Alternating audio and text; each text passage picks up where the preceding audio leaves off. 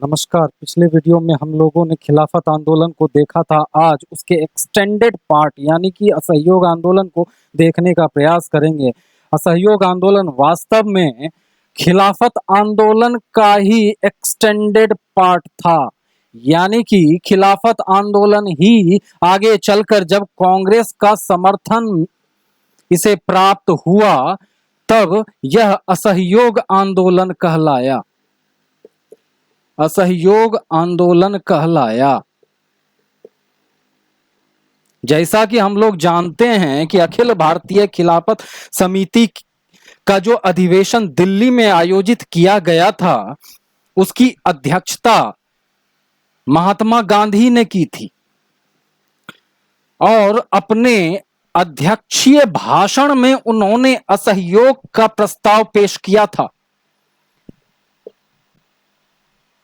असहयोग के प्रस्ताव को गांधी जी ने पेश किया था उस अखिल भारतीय खिलाफत समिति के दिल्ली अधिवेशन में।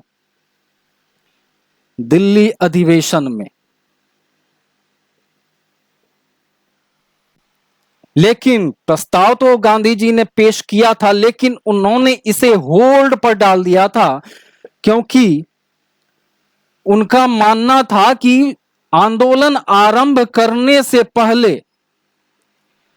2 बार और प्रयास किए जाएं, शायद कोई बातचीत के बाद रास्ता निकल सके या निकल जाए। तो अगर रास्ता निकल जाता है तो उसके अनुरूप हम लोगों को आंदोलन करने की आवश्यकता नहीं पड़ेगी, सरकार का विरोध करने की आवश्यकता नहीं पड़ेगी। 2 प्रतिनिधि मंडल उन्होंने वायसराय से मिलने के लिए भेजा। पहला डॉक्टर अंसारी के नेतृत्व में, दूसरा मोहम्मद अली और शौकत अली अर्थात अली बंधुओं के नेतृत्व में भेजा।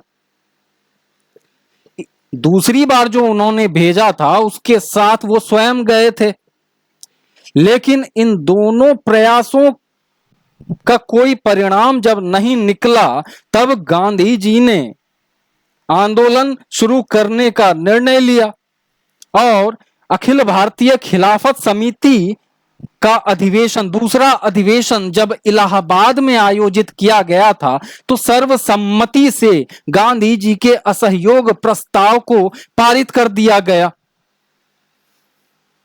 वहीं से शुरुआत हुई सरकारी नीतियों को सहयोग न दिए जाने की प्रक्रिया, अर्थात असहयोग। और गांधी जी चाहते थे कि इस खिलाफत आंदोलन को कांग्रेस का भी समर्थन मिले। कांग्रेस का समर्थन मिले ऐसा गांधी जी चाहते थे। जब इसे कांग्रेस का समर्थन मिल गया तब यह खिलाफत आंदोलन असहयोग आंदोलन में तब्दील हो गया। असहयोग आंदोलन में तब्दील हो गया और वहीं से शुरू होती है असहयोग आंदोलन की कहानी। इसके लिए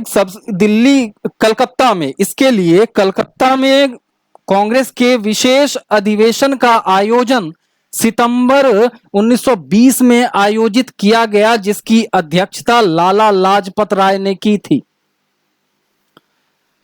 यह गांधी जी के परामर्श के बाद आयोजित किया गया था। कलकत्ता में कांग्रेस का विशेष अधिवेशन,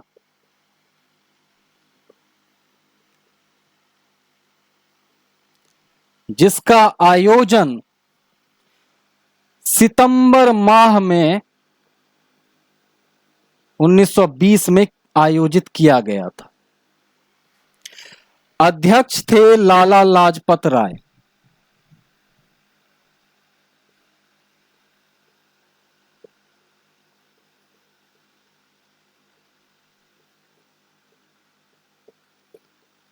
इस अधिवेशन की चर्चा आगे बढ़ाने से पहले हम आप लोगों को एक स्पष्ट जानकारी देना चाहते हैं कि असहयोग के संदर्भ में 2 अधिवेशनों का आयोजन किया गया था। पहला था सितंबर 1920 में कलकत्ता में और दूसरा नागपुर में, जो कि नियमित अधिवेशन था और दिसंबर 1920 में आयोजित किया गया था। बहरहाल हम लोग कलकत्ता अधिवेशन की बात कर रहे थे, तो कलकत्ता में कांग्रेस का विशेष अधिवेशन गांधी जी के सलाह पर बुलाया गया और उस अधिवेशन में इस प्रस्ताव, असहयोग के प्रस्ताव को पेश किया गया।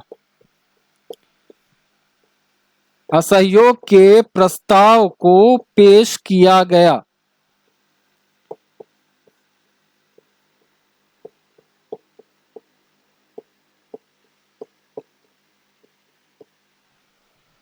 लेकिन इस प्रस्ताव के पेश किए जाने के बाद इस प्रस्ताव को कई तरह के विरोधों का सामना करना पड़ा, क्योंकि इस असहयोग के प्रस्ताव में किसी भी हालत में, किसी भी परिस्थिति में, किसी भी समय, किसी भी व्यवस्था के तहत अंग्रेजी सरकार का विरोध करने वाली बात निहित थी। इसलिए कई मुद्दों पर इसका व्यापक विरोध किया गया, जैसे कि चित्तरंजन दास, सीआर दास ने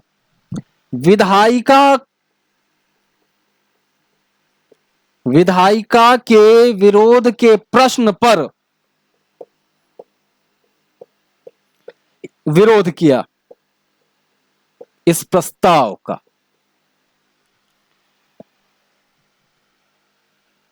मोहम्मद अली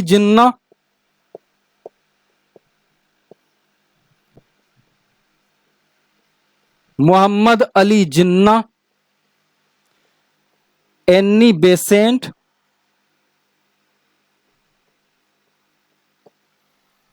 जीएस खापर्डे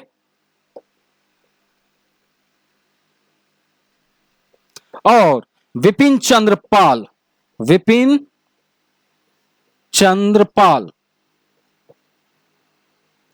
इन चारों ने इस असहयोग की नीति का शुरू से लेकर अंत तक विरोध किया। लाला लाजपत राय की बात करें, जो अध्यक्ष थे, एक अध्यक्ष के तौर पर उन्होंने ना तो विरोध किया और ना ही समर्थन, अर्थात वो न्यूट्रल पोजीशन पर थे। लाला लाजपत राय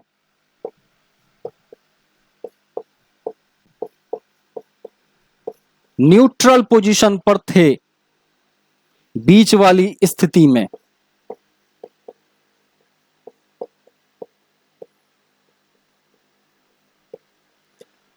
खैर,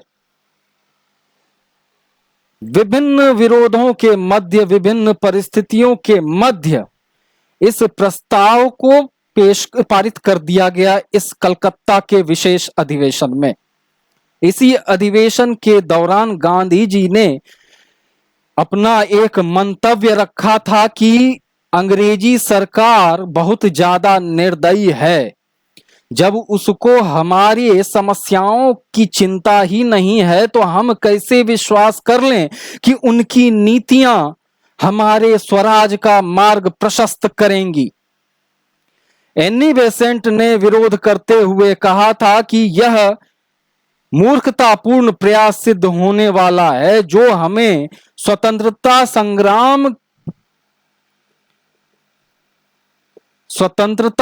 संग्राम की लड़ाई से, स्वतंत्रता संग्राम से दूर तो लेकर जाएगा ही,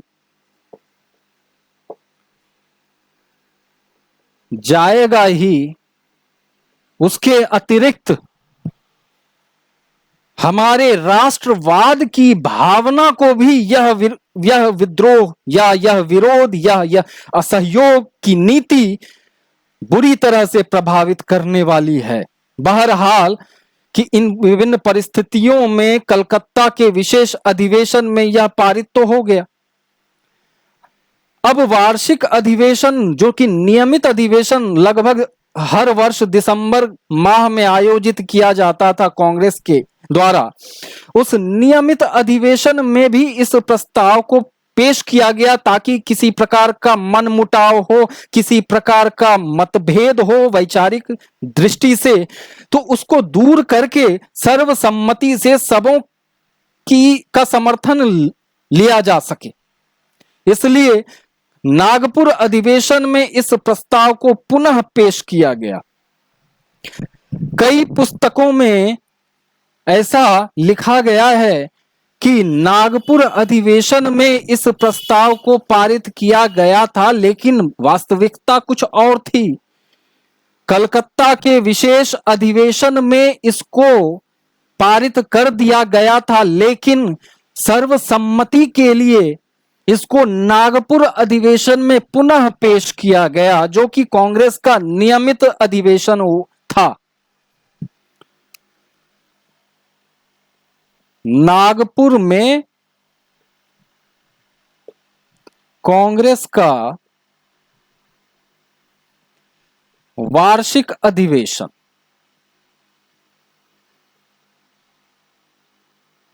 जो कि दिसंबर 1920 में आयोजित किया गया था। अध्यक्ष थे वीर राघवाचारी।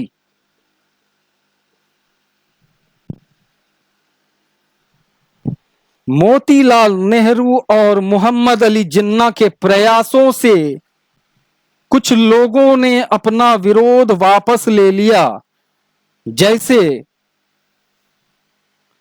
सुरेंद्र नाथ बनर्जी,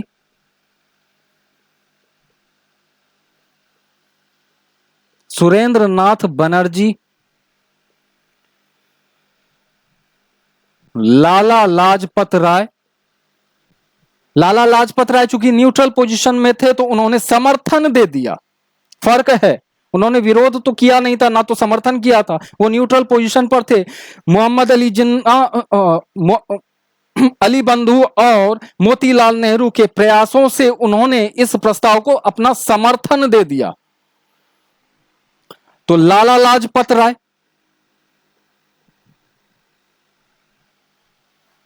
मदन मोहन मालवीय,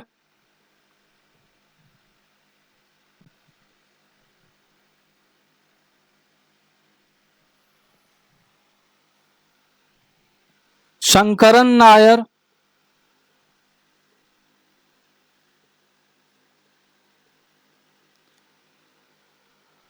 नारायण चंद्रावरकर। शंकरन नायर का नाम पहले भी आ चुका है जलियांवाला बाग हत्याकांड के दौरान, कि जलियांवाला बाग हत्याकांड के बाद इन्होंने वायसराय की कार्यकारिणी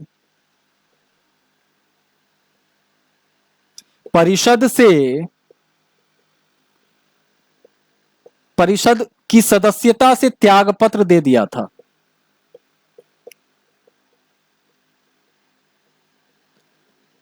का त्याग कर दिया था।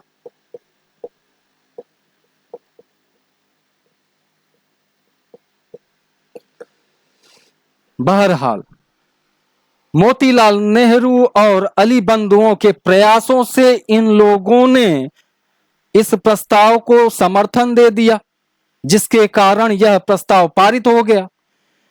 मोहम्मद अली जिन्ना, एनी बेसेंट, विपिन चंद्र पाल और जीएस खापर्डे, ये जो कलकत्ता के विशेष अधिवेशन से विरोध करते आ रहे थे, उन्होंने कांग्रेस का त्याग कर दिया।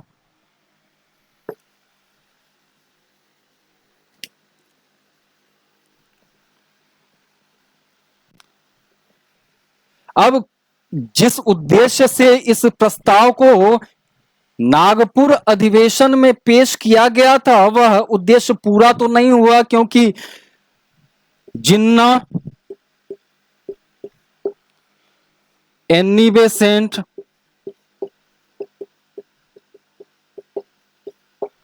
विपिन चंद्र पाल,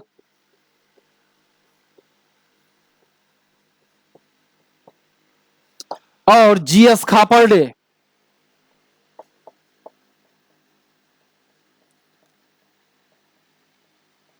ये अपनी सोच को नहीं बदल सके और इन्होंने कांग्रेस का त्याग कर दिया। इस प्रकार अब इस चीज को ज्यादा लंबे समय तक एक्सटेंड करना संभव नहीं था, तो जो परिस्थिति थी उसी परिस्थिति में दोबारा जब पारित हो गया तब इसको सर्वसम्मति से पारित किया गया, प्रस्ताव मान लिया गया और असहयोग आंदोलन की शुरुआत हो गई। इसके अतिरिक्त, इस प्रस्ताव के अतिरिक्त दो और प्रस्ताव थे जिसको इस अधिवेशन में, नागपुर अधिवेशन में वीर राघवाचारी की अध्यक्षता में पेश किए गए। पहली बात,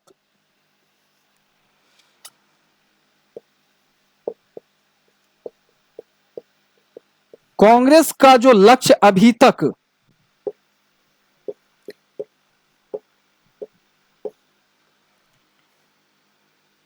स्वराज था, स्वशासन था, जैसा कि हम लोग एनी बेसेंट और बाल गंगाधर तिलक के द्वारा चलाए गए होम रूल लीग आंदोलन से जानते हैं कि स्वशासन यानी कि एक तरह से मान लें कि औपनिवेशिकता की स्थिति, विदेश मामले, रक्षा इत्यादि जो प्रमुख मामले थे भारतीय भूभाग से बाहर के मामले, वो ब्रिटिश सरकार देखती और अंदर के शासन की बागडोर भारतीयों को दी जाती। तो यही प्रक्रिया, यही प्रणाली स्वशासन के रूप में जानी जाती है। तो स्वशासन, पहले कांग्रेस का जो लक्ष्य था वह था स्वशासन। उसको बदलकर स्वराज बनाया गया।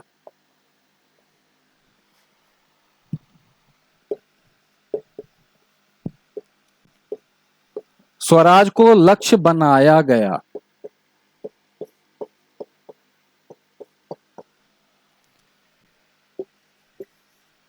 तीसरा जो प्रस्ताव था वह था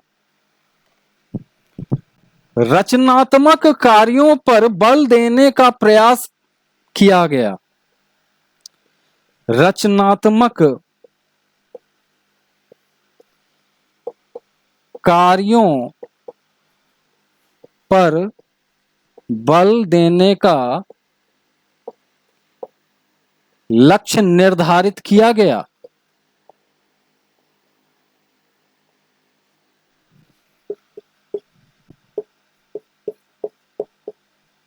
जैसे सभी वयस्क, यह निर्णय लिया गया कि सभी वयस्कों को कांग्रेस की सदस्यता दी जाएगी, नंबर 1। नंबर 2, जिला, तालुका, ग्राम स्तर पर कांग्रेस का पुनर्गठन किया जाएगा। नंबर 3, कांग्रेस के ध्वज के नीचे पूरे भारत को लाने की कोशिश की जाएगी। नंबर 4, 300 सदस्यों वाली अखिल भारतीय कांग्रेस समिति का गठन किया जाएगा।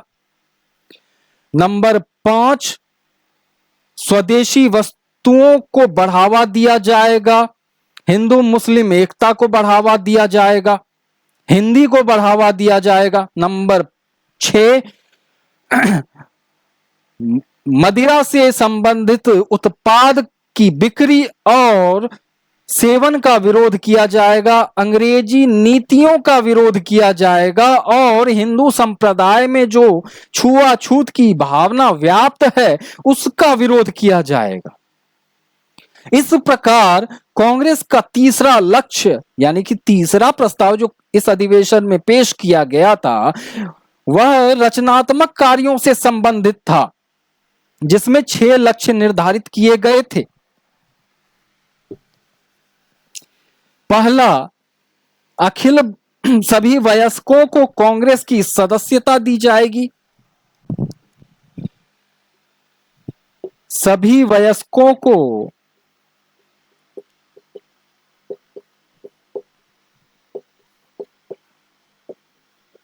कांग्रेस की सदस्यता दी जाएगी।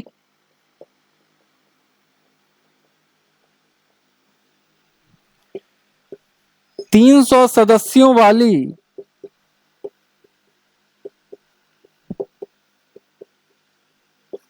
अखिल भारतीय कांग्रेस समिति का गठन किया जाएगा। अखिल भारतीय कांग्रेस समिति का गठन किया जाएगा। पूरे राष्ट्र को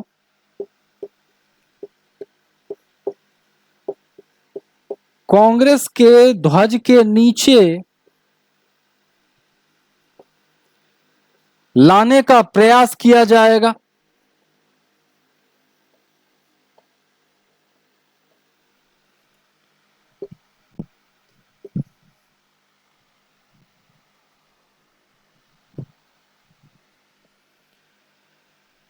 जिला, तालुका एवं ग्राम स्तर पर कांग्रेस का पुनर्गठन किया जाएगा।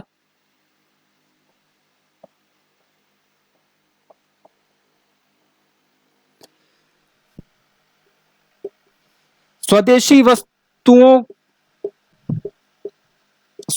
वस्तुओं, हिंदू मुस्लिम एकता,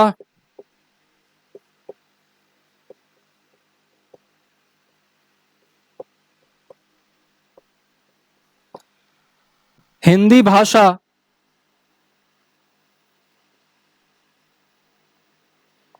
को प्रोत्साहन देने की कोशिश की जाएगी। इसके अतिरिक्त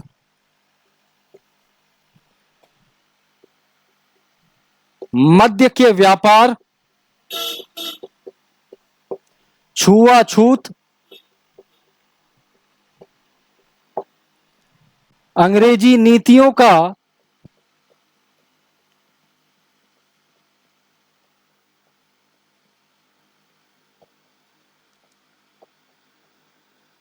विरोध किया जाएगा। तो इस तरह के 3 प्रस्ताव पेश किए गए थे जिसको स्वीकार कर लिया गया। अब बात करते हैं प्रस्ताव पारित होने के बाद की स्थितियों की। तो गांधी जी ने सभी भारतीयों का कुछ उद्देश्य से आवाहन किया। सबसे पहले उन्होंने यह भी घोषणा की कि यदि मेरी सोच के साथ अगर भारत के सभी लोग चलेंगे तो अगले 1 वर्षों में भारत को आजादी मिल जाएगी। सबसे पहले जो उन्होंने कहा वह था सरकारी उपाधि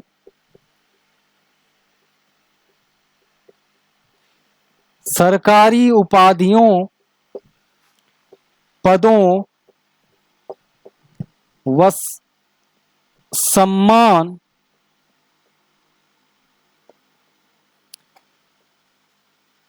का त्याग किया जाए।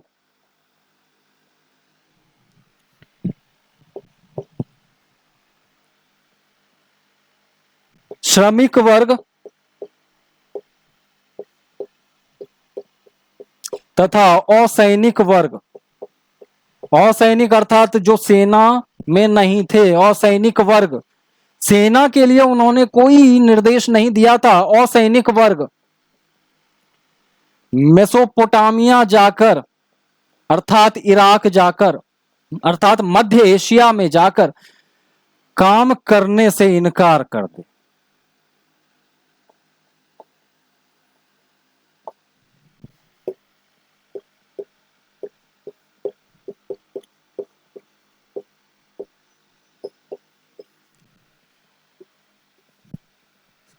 सरकारी,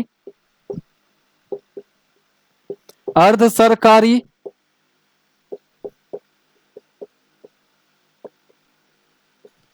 तथा सरकारी अर्ध सरकारी सम्मेलनों का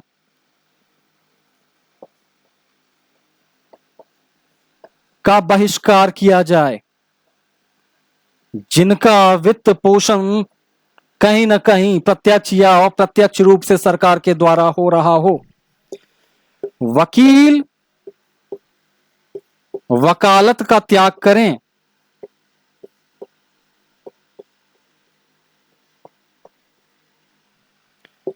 विद्यार्थी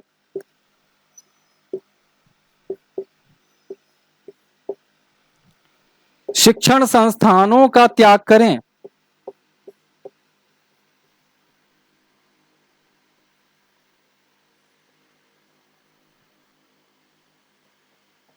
आपसी मामले पंचायती न्यायालय व्यवस्था के तहत निपटाया जाए, और अगर ऐसा किया जाएगा तो मैं घोषणा करता हूं, गांधी जी के शब्दों, गांधी जी ने कहा था कि वो घोषणा कर रहे थे कि अगले 1 वर्षों में हमें आजादी मिल जाती। इस घोषणा के साथ असहयोग आंदोलन की शुरुआत हो गई।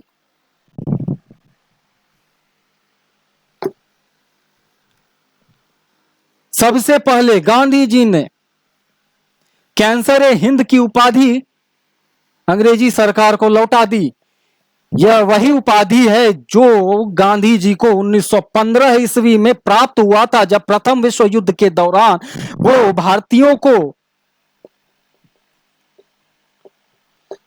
सेना में भर्ती होने के लिए प्रेरित कर रहे थे। गांधी जी ने कैंसर ए हिंद की उपाधि लौटा दी।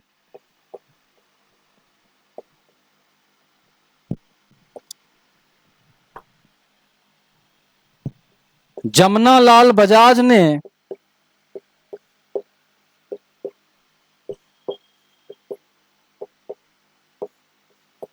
राय बहादुर की उपाधि लौटा दी। ज्ञातव्य हो कि रविंद्रनाथ टैगोर, बहुत सारी पुस्तकों में इस तरह की चर्चा है कि असहयोग आंदोलन के दौरान 4 प्रमुख व्यक्तियों ने अपनी उपाधियों और सम्मानों का त्याग किया था, जिसमें रविंद्रनाथ टैगोर ने सर या नाइटहुड की उपाधि लौटाई थी। दूसरा, शंकरन नायर ने वायसराय की केंद्रीय असेंबली से की सदस्यता से त्यागपत्र दिया था। गांधी जी ने कैंसर ए हिंद की उपाधि लौटा दी। चौथा, जमनालाल बजाज ने राय बहादुर की उपाधि लौटाई। लेकिन वास्तविकता यह थी कि जलियांवाला बाग हत्याकांड के तुरंत बाद रविंद्रनाथ टैगोर ने और शंकरन नायर ने क्रमशः सर या नाइटहुड की उपाधि और केंद्रीय वायसराय की परिषद की सदस्यता से त्यागपत्र दिया था। यह गांधी जी और जमनालाल बजाज ने क्रमशः कैंसर ए हिंद और राय बहादुर की उपाधियों को कल कांग्रेस के वार्षिक अधिवेशन, जिसका आयोजन नागपुर में हुआ था, उसके बाद लौटाई थी। तो 2 अलग अलग समय में 2 लोगों ने अपनी उपाधियों का त्याग किया था। खैर, गांधी जी के आह्वान पर अनेक वकीलों ने वकालत का त्याग किया।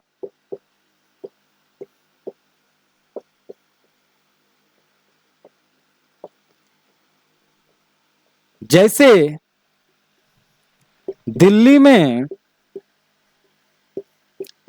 अरुणा आसफ अली,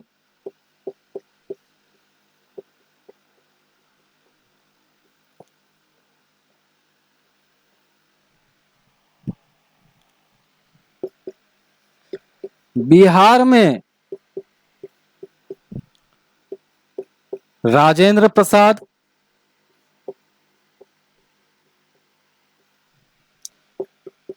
संयुक्त प्रांत या यूपी कहें उत्तर प्रदेश, संयुक्त प्रांत में मोतीलाल नेहरू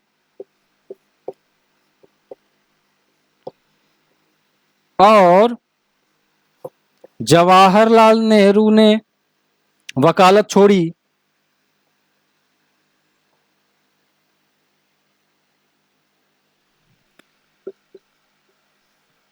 बंगाल में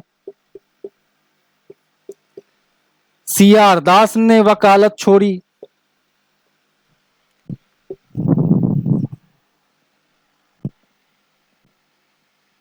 गुजरात में वल्लभ भाई पटेल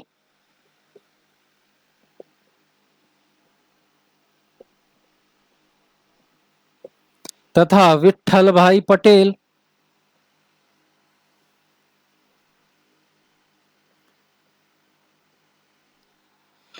इन दोनों ने वकालत छोड़ी।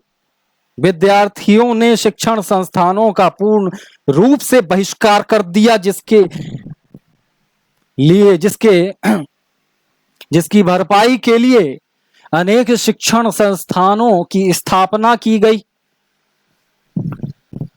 सबसे पहला नाम आता है अलीगढ़ मुस्लिम यूनिवर्सिटी और अलीगढ़ मुस्लिम विश्वविद्यालय। दूसरा काशी विद्यापीठ। तीसरा पटना गया रोड पर राष्ट्रीय महाविद्यालय। चौथा बिहार विद्यापीठ। आइए एक एक करके सबको देखने का प्रयास करते हैं। सबसे पहले अलीगढ़ मुस्लिम यूनिवर्सिटी।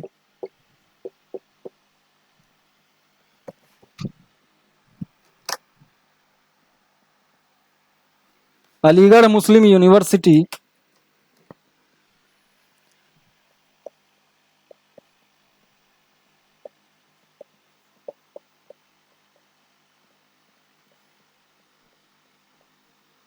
अलीगढ़ मुस्लिम विश्वविद्यालय। उसके बाद काशी विद्यापीठ की स्थापना की गई। उसके बाद पटना गया रोड पर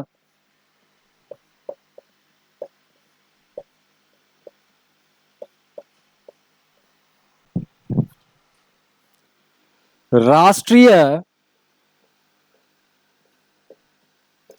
महाविद्यालय की स्थापना की गई, जिसके कुलाधिपति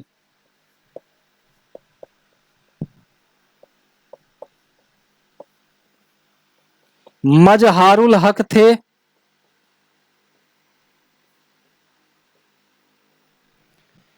कुलपति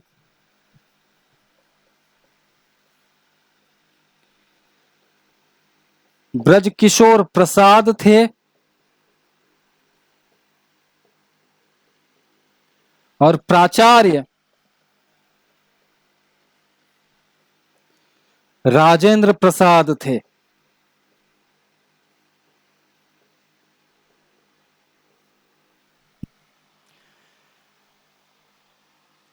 6 फरवरी 1921 को 6 फरवरी 1921 को गांधी जी बिहार आए और इस राष्ट्रीय महाविद्यालय के परिसर में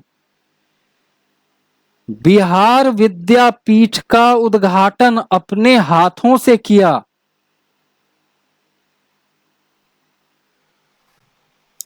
यह थी शिक्षा के क्षेत्र में किए गए प्रयासों की बात।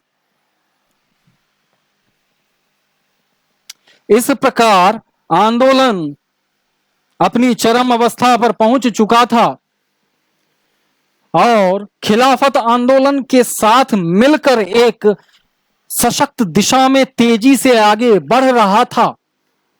उसी समय वायसराय नए वायसराय बनकर भारत आए लॉर्ड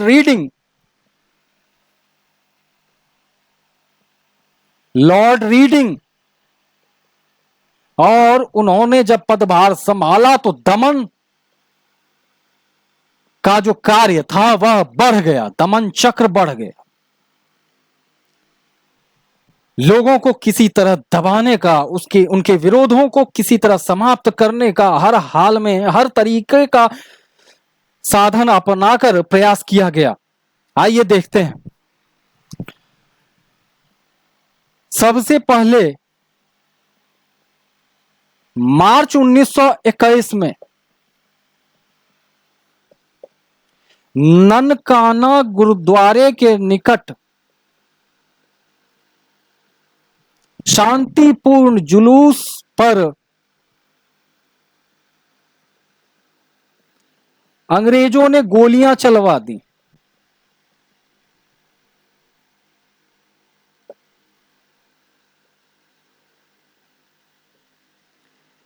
कई लोग मारे गए।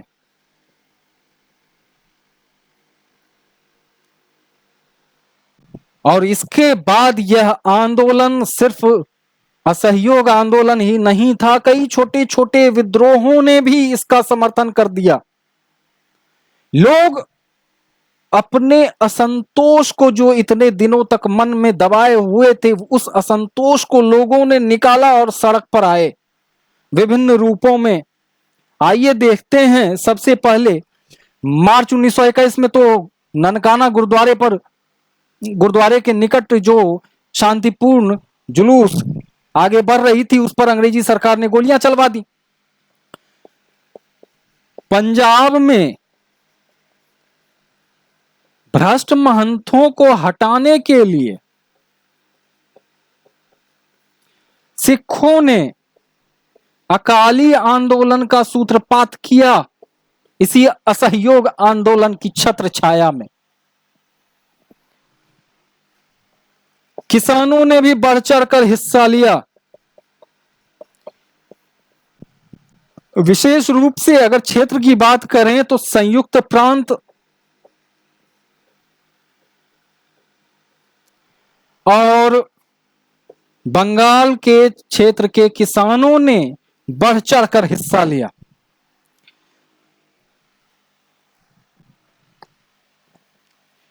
मिदनापुर में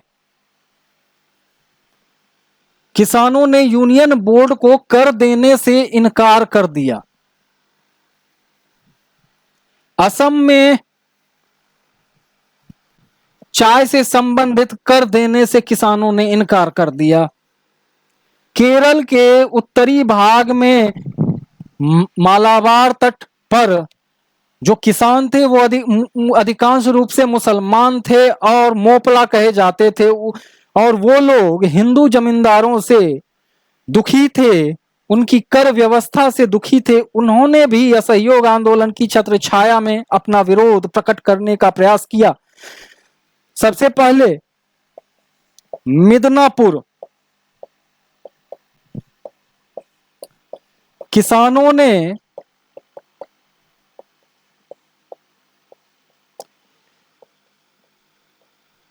यूनियन बोर्ड को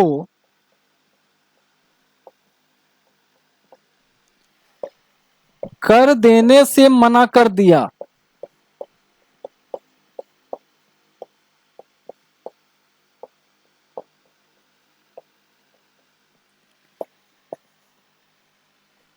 असम में चाय बागान के किसानों ने कर देने से मना कर दिया।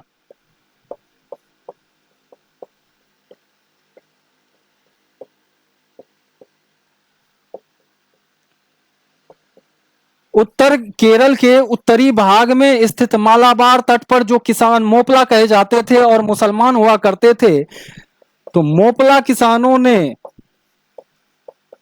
मोपला विद्रोह कर दिया। अर्थात उन्होंने एक विद्रोह किया जो हिंदू जमींदारों की कर से संबंधित नीतियों के खिलाफ थी, और वह विद्रोह मोपला विद्रोह कहलाया।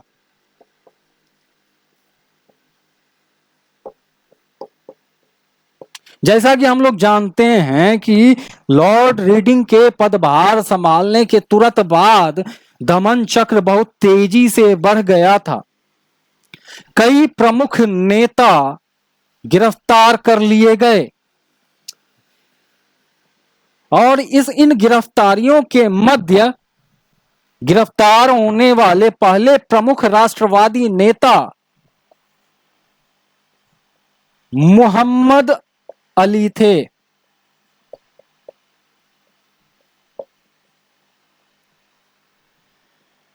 अन्य लोगों की अगर बात करें, अन्य प्रमुख नेताओं की अगर हम लोग बात करें, तो उसमें दूसरा नाम आता है मोतीलाल नेहरू,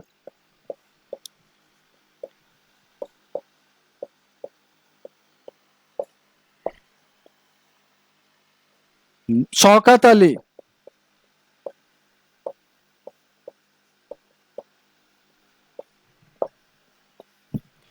राजेंद्र प्रसाद,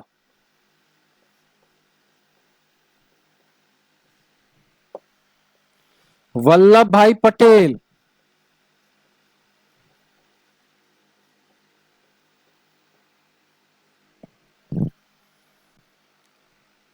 सी राजगोपालाचारी,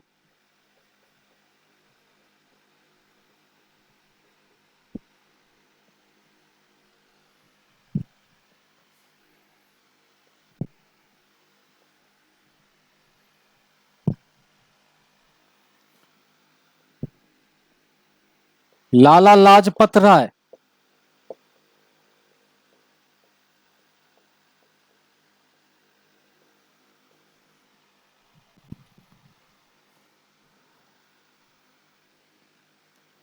ये प्रमुख नेता थे। और भी बहुत सारे नेताओं को गिरफ्तार किया गया था, जिनमें प्रमुख रूप से इन्हीं का नाम लिया जाता है। उसी समय प्रिंस ऑफ वेल्स भारत आने वाले थे। उसी असहयोग आंदोलन के दरमियान गांधी जी ने काले झंडे से उनका स्वागत किया।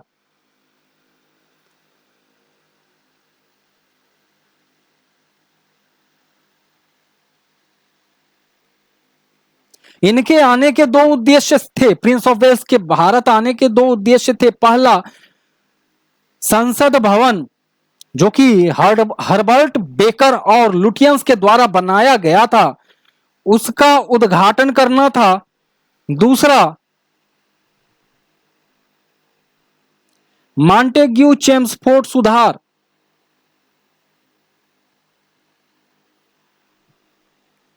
मॉन्टेग्यू चेम्सफोर्ड सुधार अधिनियम, जो कि लागू तो हो चुका था, लेकिन विधिवत रूप से, आधिकारिक रूप से इनके द्वारा लागू किया जाना था। औपचारिकता थी ये, बस शुरुआत हो चुकी थी, लेकिन ये इनके आने के बाद उसका लागू किया जाना एक औपचारिकता थी मात्र।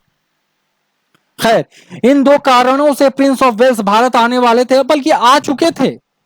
गांधी जी ने काले झंडे से इनका स्वागत किया। उसके बाद पूरे देश में प्रिंस ऑफ वेल्स की भारत यात्रा का विरोध आरंभ हो चुका था। गांधी जी ने इनका विरोध सिर्फ एक कारण से किया था, वह था मोहम्मद अली, कंफ्यूज ना हो, मोहम्मद अली जिन्ना नहीं, मोहम्मद अली, अली जिनको अली बंधु के नाम से भी जाना जाता है, मोहम्मद अली और शौकत अली को, मोहम्मद अली की गिरफ्तारी के विरोध में गांधी जी ने प्रिंस ऑफ वेल्स की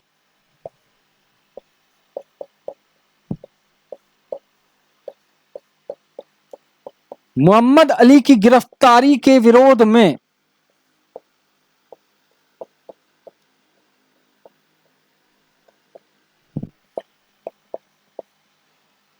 गांधी जी ने विरोध प्रदर्शन किया था। काले झंडे से प्रिंस ऑफ वेल्स का स्वागत किया था।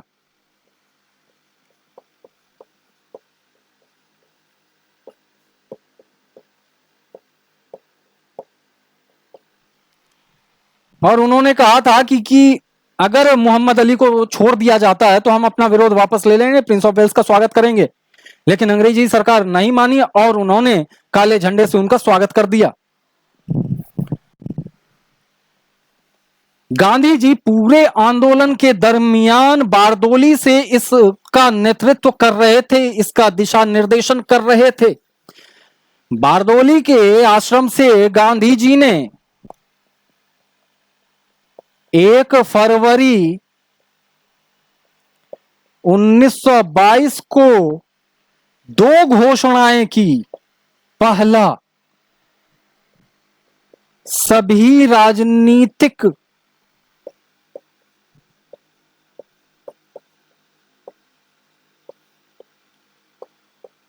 कैदियों की रिहाई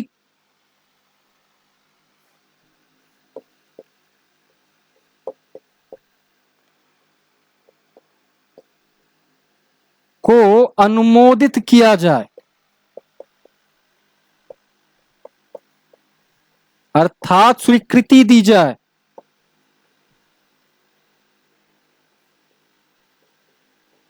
दूसरा, प्रेस पर जो प्रतिबंध इस आंदोलन के दौरान लगाया गया है उसको हटाया जाए।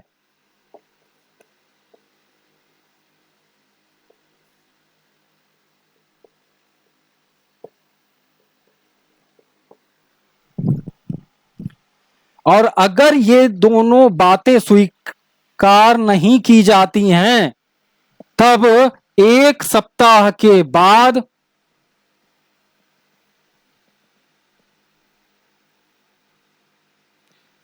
गांधी जी इससे बड़ा आंदोलन कर देंगे। इस तरह की घोषणा गांधी जी ने 1 फरवरी 1922 को की। सब कुछ अच्छा चल रहा था। इसी बीच 5 फरवरी 1922 को एक घटना हो जाती है। उत्तर प्रदेश के देवरिया जिले के गोरखपुर के चौरी चौरा नामक जगह पर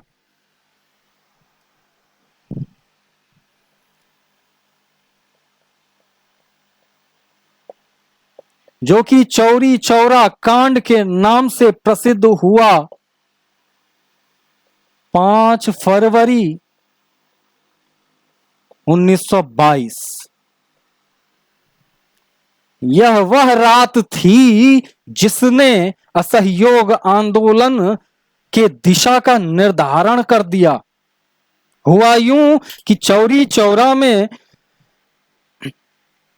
शांतिपूर्ण किसानों का जत्था शांतिपूर्ण तरीके से विरोध प्रदर्शन कर रहा था। पुलिस वालों ने, निकट के थाने के पुलिस वालों ने गोलियां चला दी। कुछ किसान मारे गए और उग्रतावश उन्होंने थाने में आग लगा दी।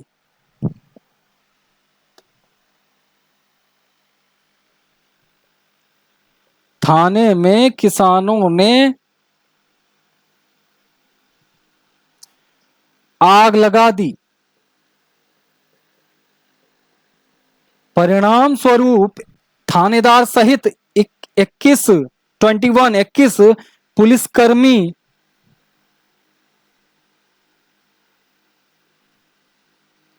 जलकर मारे गए। गांधी जी इस घटना से बहुत ज्यादा आहत हुए और उन्होंने बारदोली में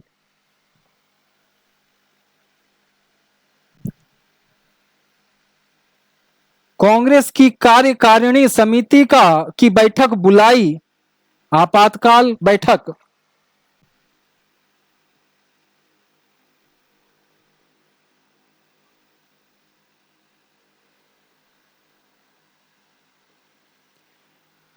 और इस आंदोलन को बंद करने की घोषणा कर डाली।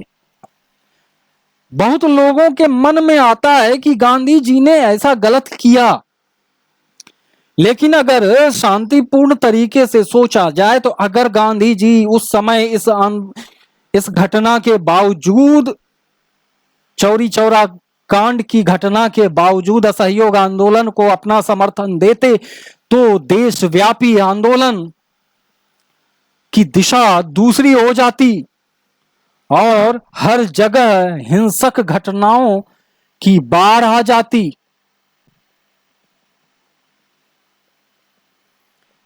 और हिंसा के बीच में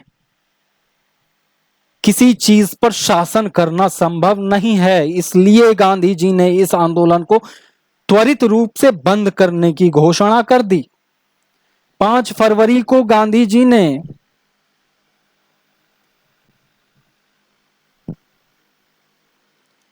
आंदोलन को समाप्त करने की घोषणा की।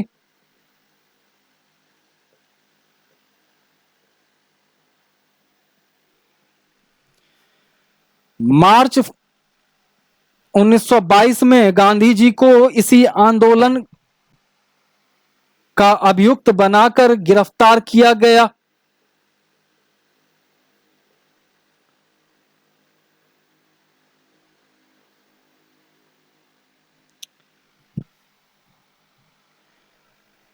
ब्रूमफील्ड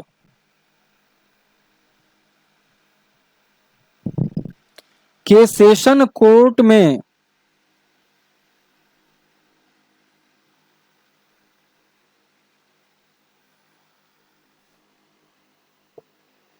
गांधी जी की सुनवाई चल रही थी।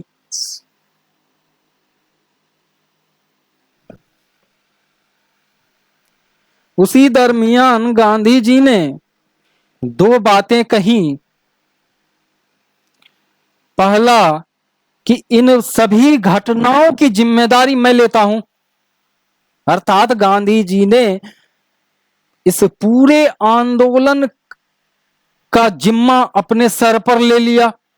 दूसरी बात जो उन्होंने कही, भले भारत राजनीतिक और आर्थिक रूप से पहले कम प्रभावी था, लेकिन अंग्रेजों के आने के बाद, अंग्रेजों के साथ भारत के संबंध स्थापित होने के बाद भारत की आर्थिक, राजनीतिक और सामाजिक दशा पहले से ज्यादा दयनीय हो गई। इन्हीं बातों के मध्य गांधी जी को सजा हुई 6 वर्ष की।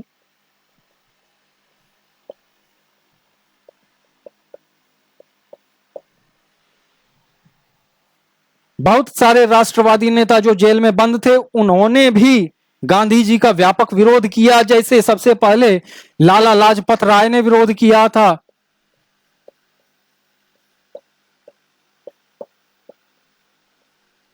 लाला लाजपत राय ने कहा था कि अगर एक गांव में हिंसा का सहारा लिया गया तो उसकी सजा पूरे भारतवर्ष को दिया जाना कहां तक उचित है। मोतीलाल नेहरू ने कहा कि यदि कन्याकुमारी के किसी एक गांव में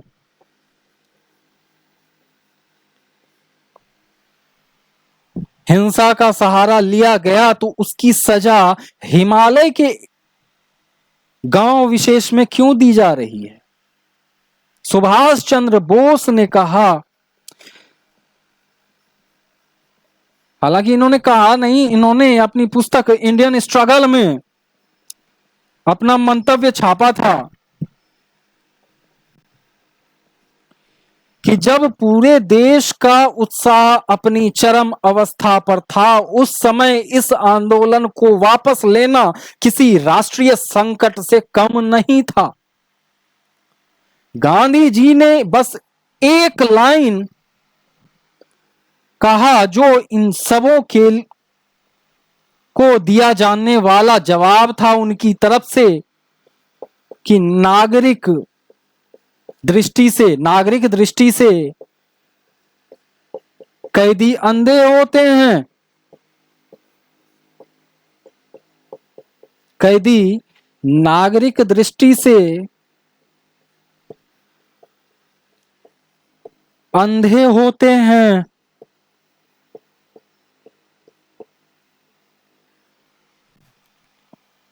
लेकिन गांधी जी का समर्थन एक विद्वान ने किया और बड़े सशक्त शब्दों में किया, वो थे कूपलैंड।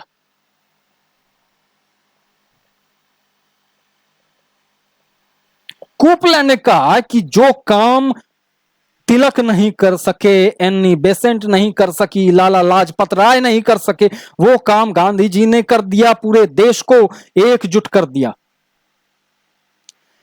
इस आंदोलन में कई चीजें पहली बार देखने को मिली जो इस आंदोलन को विशेष बनाते हैं। जैसे गांधी जी इकलौते व्यक्ति थे जिनको बिना आंखों पर पट्टी बांधे मुस्लिम महिलाओं को संबोधित करने का अधिकार दिया गया था।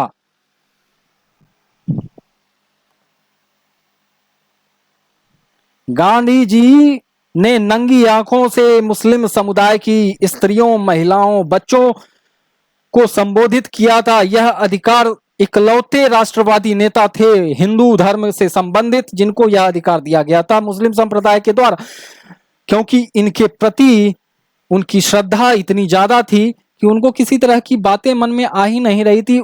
ये इकलौते ऐसे राष्ट्रवादी नेता थे। यह इस आंदोलन की विशेषता थी। दूसरी बात,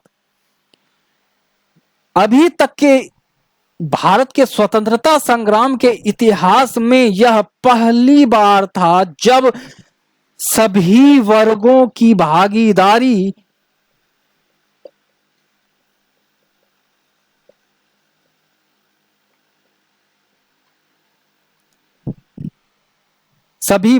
भागीदारी सुनिश्चित अपने आप हो गई।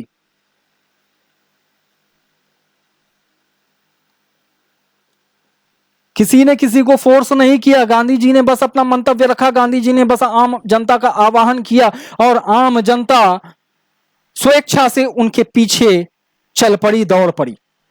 इस प्रकार यह इस आंदोलन की प्रमुख विशेषता थी। जैसा कि हम लोग जानते हैं, बंगाल विभाजन आंदोलन, इससे पहले बंगाल विभाजन आंदोलन में किसान वर्ग ने भाग नहीं लिया था। होम रूल लीग आंदोलन में मुस्लिम समुदाय ने भाग नहीं लिया था। इस आंदोलन में पहली बार हिंदू, मुसलमान, स्त्री, बच्चे, युवक, हर वर्ग ने भाग लिया, जो इस आंदोलन को विशेष बनाते हैं। इस प्रकार चौरी चौरा कांड के बाद गांधी जी ने इस आंदोलन को बंद कर दिया। अगले अध्याय में कुछ नया सीखने का प्रयास करेंगे। तब तक के लिए जय हिंद।